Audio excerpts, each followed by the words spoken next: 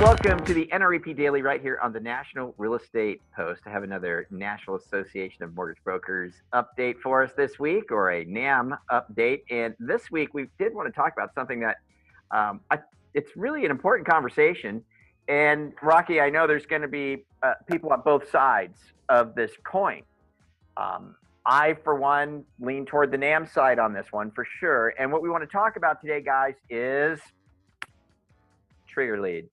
Right? Trigger leads, which is, you have a consumer, they apply for a mortgage loan from you as an originator, and the credit bureaus get that inquiry and then sell that customer's information to other lenders so that those other lenders can call your borrower and try and steal them from you.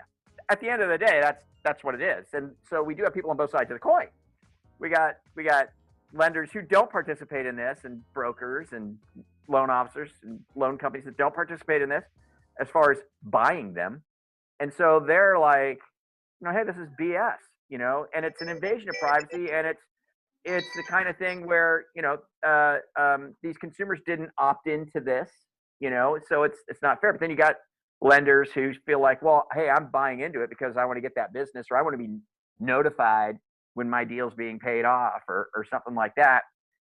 Real quick, Rocky, your thoughts on this stuff? Yeah, I mean, our point of view kind of is that it does a disservice to the consumer. I mean, obviously, if you purchase trigger leads, you're right there in the battle, and you go it, and hopefully you do it the right way. But what happens a lot of times is the borrowers are confused as to who's calling them. I mean, it goes back to, I remember this goes on as far back as the early 2000s. When the first refi boom went through, it was about 2001, 2002. And I'd have borrowers come in and fill out applications, and the next day they'd get a FedEx package in the mail from Wells Fargo saying, here is your loan documents. And they would call me up and they go, are these from you? And I would go, no, those are not from me. So, I mean, they try to capitalize on the confusion of the consumer, and, they attempt to get there first, which is, speed and competition is good for everyone, which is kind of the court's ruling on this, was that competition is good for the consumer, but confusion is not good for the consumer. And I think it confuses them even more in the case of like reverse mortgages. Now you have some, elderly consumers, and they get triggered for a reverse mortgage lead. And I know for a fact that that's one of the number one ways that people get their leads for reverse mortgages is through purchasing trigger leads. And those customers, aren't aware of what's going on as much. Their information is being sold to people that they don't even know. And they're confused about who's calling them, why they're calling them, and it may just push them off altogether from getting a reverse mortgage, which may actually help them. So, and to a lesser degree, the same thing happens with forward mortgage.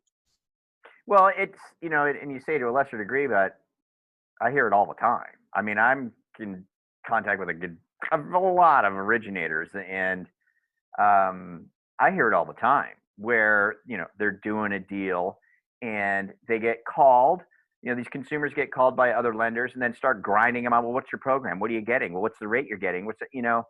And for me personally, hey, I'm a consumer too. We're all consumers too, right? And on my end, I don't think it's right. I don't. If I didn't opt into that, I do not believe it's fair for a credit reporting agency to sell off my information.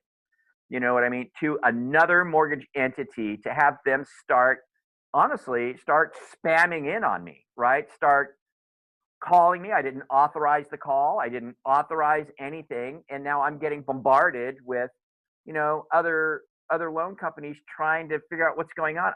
I do not believe it's right. I can't believe that a judge ruled in favor of it anywhere. I wasn't aware of that. I mean, I don't know. You know what I mean? I can't believe the CFPB is not involved in this, saying, no, this is horse crap, because they're supposed to be the consumer, right? Financial Protection Bureau. And this is protecting the consumer. They should not be a target. When somebody originates a loan and runs a credit report, the consumer of that should not become a target now to the highest bidders, if you will, not necessarily, but not like that, but essentially become a target to these, to other people buying that and then attacking these consumers. I think it's BS. I don't think it's right. Yeah, and especially because who knows where they're sending this information to overseas call centers. I mean, they're sending your personal information over there.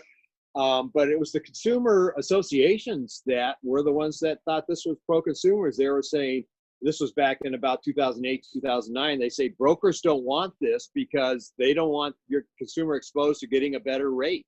And so that was the idea, was that it was better for competition.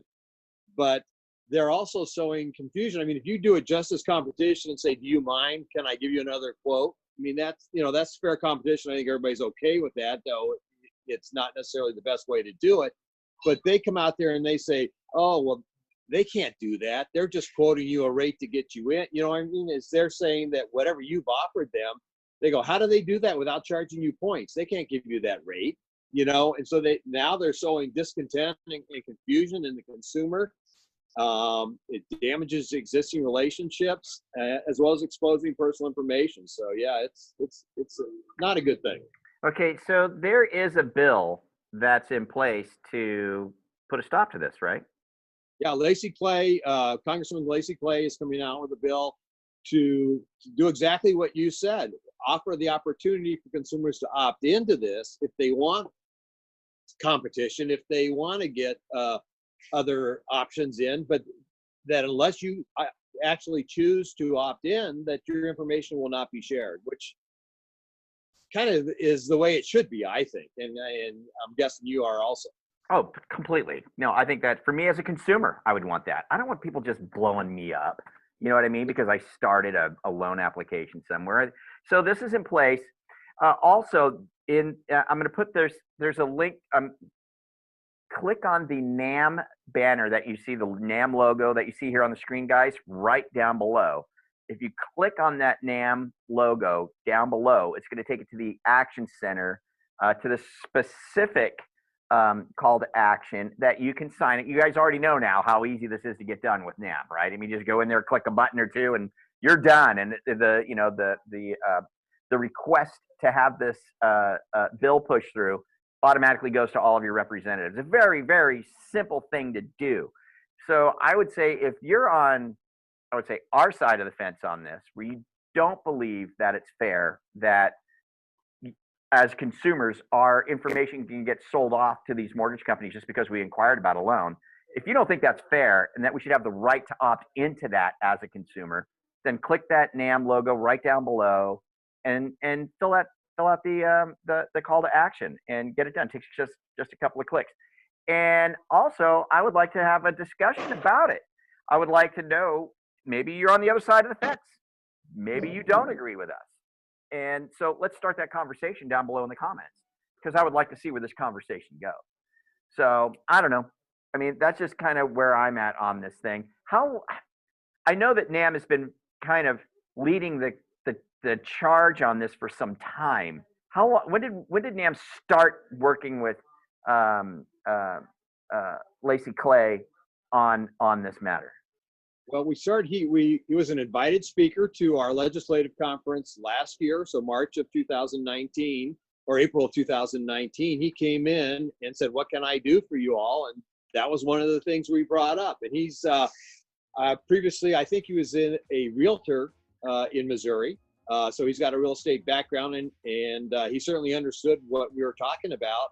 And so it took about a year for him, but they've got the bill now going forward. And as we've learned from our past call to actions, it makes, when they get, several hundred emails from people on the same issue, it registers with them. So one of the key things to remember is you may think you're just hitting a button and sending an email out and it never does anything.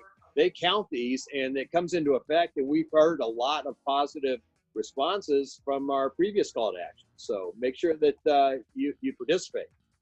All right, good enough, Rocky. Thanks so much for doing the show today. And guys, again, that NAM banner is right down below. Click on that to take action on this if you agree with it. If you agree that the consumer should have the right to opt in or opt out to this type of marketing, this trigger lead marketing. With that, do us a favor. If you're meeting us for the first time, subscribe for free in your upper right-hand corner. Again, start the conversation. Leave your comments down below, and we'll catch up with you guys later here at the NRP Daily on the National Real Estate Post. Thanks, Rocky. Thank you, Frank.